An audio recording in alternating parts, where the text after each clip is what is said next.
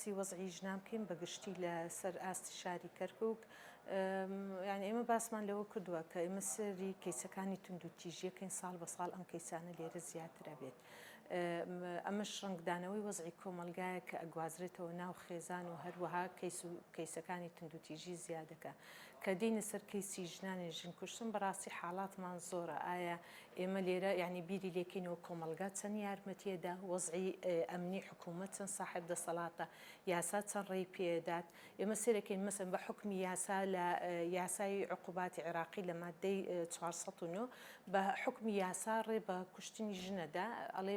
کە باسی لەکەن لی ئەگەر بزانن لەسەر شەرەف و ناموسە زۆر ئاساییە سێرەکەی بۆ ماوەیەکی کەم حەبسەکرێت و دواییش ئازا دەکرێت. لێرە وەکو زۆر جایمە باس لەواکەین وەکو بەتەڵێک وەکی هیرۆیەک خۆی پیشانەدا چونکە ئەو بڵێن شەرەفی خێزانەکەی خۆی پاکردەوە لەم شتە. یعنی بەداخەوە زۆر جاری سەرەکەی توهمەتێکە کۆمەلگاکەش یارمەتی ئەوەدا زوو تەقەبولی ئەوەکە کە بەناو نەتەرۆکێکی خراپ ناشرین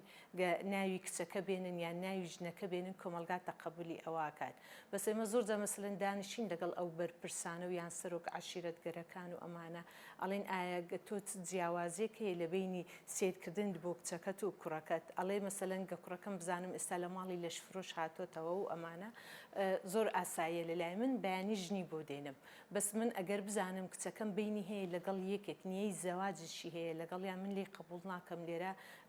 ئەیکوژم. یعنی لێرە کۆمەلگاکە تەقەبولی ئەم شتاکات. ئایا حکوومەت چەند صاحب دەسەڵاتە؟ ئایا ئەوانەی لە ناو دەسەڵاتن چەند بڕوایان بە ژن کوشتنە چکە خۆشیان تاکێکن لە ناو ئەم کۆمەلگایە. بۆی لێرە سەرەکەی یعنی ئەو سەقافەتی کۆمەلگا زیاتر ینی تەقەبولی ئەوە کات کە بڵێن لێرە ژن بکوژرێت یان بە ناو نەتەرۆکێکی ناشرین بڕواشیان بە ئەوە هەیە. مەسەلەن ئەگەر ژنێک لە سەقافەتی کۆمەلگا دەرچوو مەسەلەن ئەگەر بینی هەبوو لەگەڵ یەکێکە نەوەکو بڵین لێشی نزیک ببێتەوە بەس بینی هەبووە بە تەلەفۆن یان لە ڕێی فەیسبوک و ئەم شتانە سەرەکەی زۆر بە مەردانە ئەیکوژێ ینی بەداخەوە ئەمە بە چاوی کۆمەلگا کە من باسیەکە.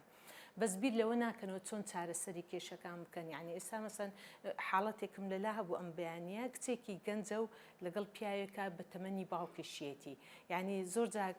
کە ئێستا کە قسەم لەگەڵ لێ کرد و ئەمانە ئەڵێ من لە ماڵەوە خۆشەویستیم نییە من ئەم پیاوە هەستەکەم بووە لێرە بە باوکم. گوتم باشە تۆ هاوسەری لەگەڵ یەکێ وەکو باوک دەکەی یان ئەمە بێتە هاوژینی هەموو ژیانتە. یعنی ئەبێ ئێمە بەداخەوە یعنی ئێمە هەتا ئەو سەقافەت و ئەو کەلتورەمان نییە لە ماڵەوە چۆن بتوانین تاکەکانی خێزان لە یەکتری نێزیک بین چۆن بتوانین خۆشەویستی و سۆز بدەین ئەوەی بەرامبەرمان. یعنی لێرە ئەو کەلتورەمان نییە کە من باوک بووم ئەبێ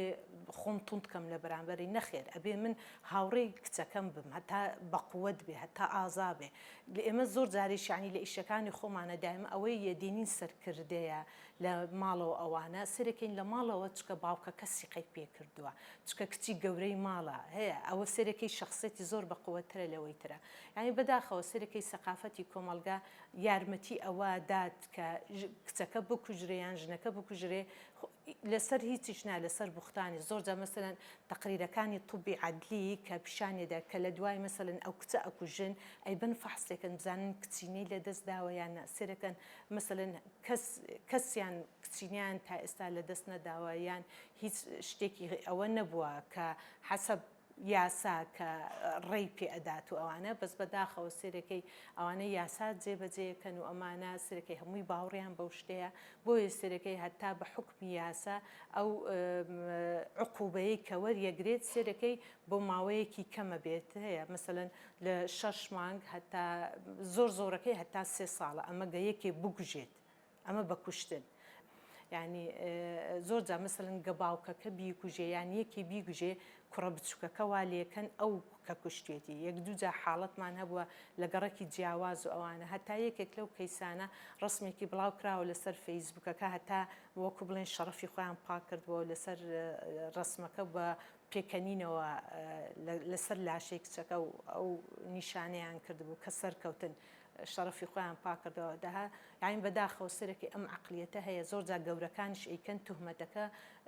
تووشی بچووکەکان یەکەن چکە ئێمە مەسەلەن یاسای منداڵان هەیە ئەحداس کە ئەو ڕێ بە ئەوادا کە بڵێن عقوبەتەکەی لێرە کەمترە بێت چونکە ئەمە لە خوار 18 ساڵە. ئەجا بۆیە مەسەن ئەو کوڕە بچووکاڵێ من ئەیکوژم باوکەکە یعنی من کوشتومە تومەتەکە ئیکاتە ئەوەی خۆیەوە باوکەکەڵێ کوڕم تۆوا بڵێ من دوایی خانوویەکت بەناوەکەم زۆر جاریش کە من سەردانیانەکەم لە سجن ئەڵێ من نەم کردووە بەس تازە شتەکانە های لات. یعنی ئێستا باسم لەوە کرد شێوازی پەروەردەی کۆمەلگاکەیە کە ئێمە مەسەلەن شەڕەفی ژن یان کچ بەو ئەیبەستینەوە بەس بەداخەوە یعنی ئەمە لەوە پیشانەدا مستەوای عەقلیەتی ئەم کۆمەلگایە ئەم تاکانە چۆن بیرەکەنەوە یعنی تۆ شەڕەف شتێکە ئایا تۆ چەند لە کارەکەت لە بەرامبەر کۆمەلگاکەت دڵسۆزی بەس بەداخەوە یعنی ئێمە شەڕەفمان بەوە بەستۆتەوە بڵین لە ناوبینی گەڵی ئەم کچەیان ئەم ئافرەتەیە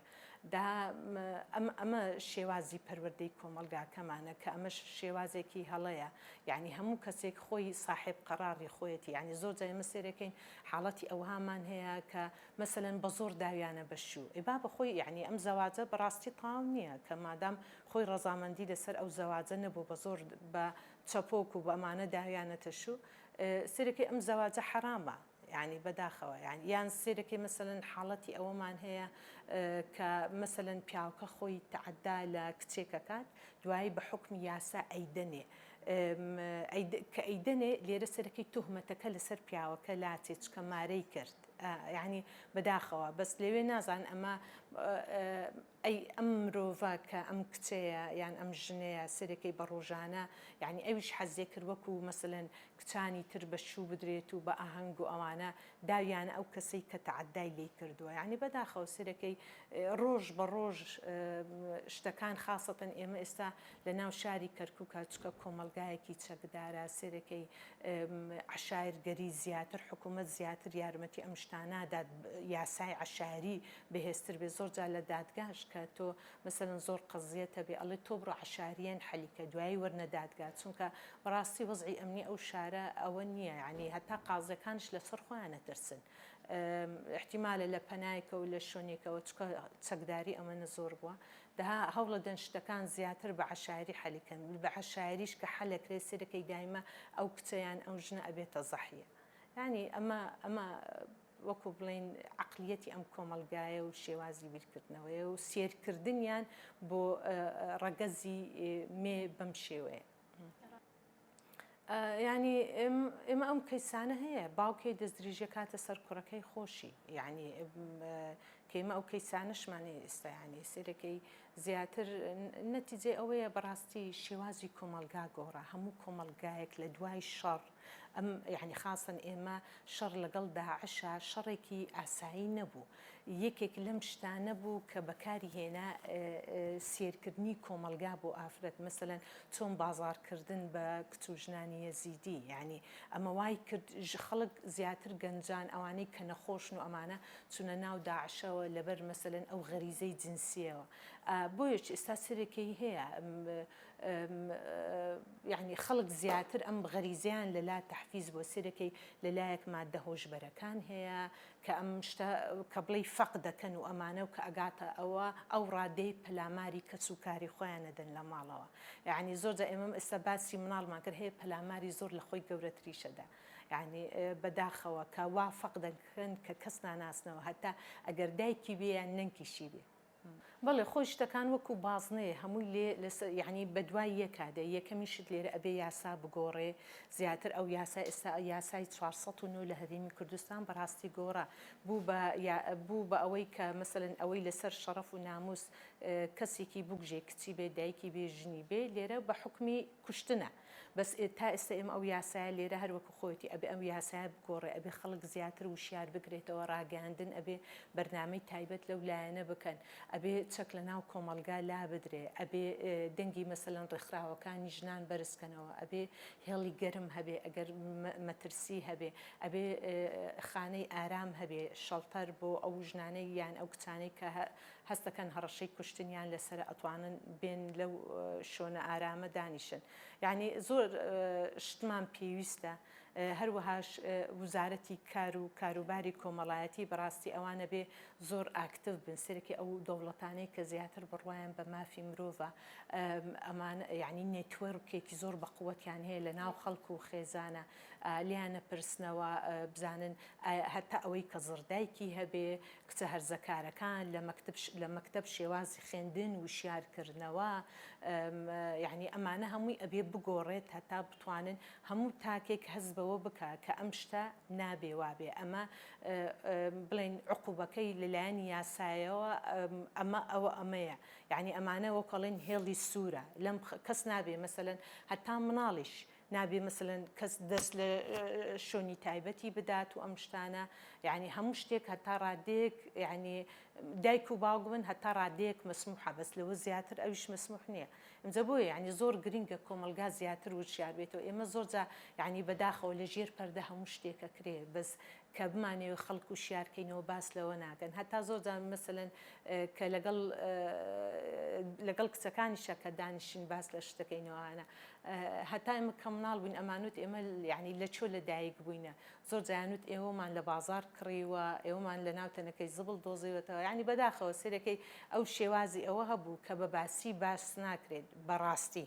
لێرەش یعنی سێرەکەی ئێستا وای لێ هاتووە سەرچاوی خراپ هەیە یعنی ئەگەر من شتی ڕاستەقینە بە مناڵەکانم ناڵێن مەسەن سەرەکی لە ئینتەرنێتە لە خەڵکی ترە لە هاوڕێیە چکە مۆبایلی دیجیتەڵ پێیا بۆ هەمووی سێری ئەماناکەن بەڕاستی یعنی من زۆر مەسەن ئەو ڕۆژە ئەوەیەک بوو مامۆستایەک بوو باسە کرد ئەویت کوڕەکەم تەلەبەیە لە دوا ناوەندی ئەویت هاتۆتەوە لە مەکتەب بە مناڵێدایە ئێوە ئەم شتاناکەن لەگەڵ باوکم یعنی بەداخەوە یعنی بۆیش زۆر من کە پیانەڵم ئەبێ شتی ڕاستەقینە لە دایک و باوک وەربگرن ئەبێ فەرق بکەن یعنی ئێمە ئێستاش لە بەیانی لەگەڵ ئەو کەیسیا باس مەکرد ئەوت تا ئێستا مەسەلەن باوکم باوشێکی لێم نەداوە دایکم ماچێکمی نەکردووە یعنی هەستەکەی ماڵەکە وشکن ئەو خۆشەویستی تیانە ئەگەر ئەبێ فەرق بکەن لە بینی علاقەیەکی ڕاستەقینە کە لە بینی دایک و باوکەیە و کە پەیمانیان بەیەکتری داوە هەتا هەموو ژیانیان پێکەوە بن کە لە محکەمە تۆمار کراوە ئەبێ فەرق بکەن لەگەڵ ئەوەی کە بڵین لە دەرەوەی پرۆسەی زەواجە ئەمجا لێرە یعنی ئەموت ئەوان نازانن تۆ فێریان کە چکە ئەوان لە ئێمە گەورەترن وا پەروەردەکراون بەس تۆ هەز بەم شتاناکەی یعنی ئەمە معاناتی هەموو گەنجێک کە ئێستا کە باسیەکەین بۆیش ئەگاتە مەسەلەن لە دەرەوە ئەم بڵێن خەڵکی خراپ لێرە ڕاویانەکەن و لێرە ئەکاتە ئەو ڕادەیە هەتا بکوژرێن و ئەوانە.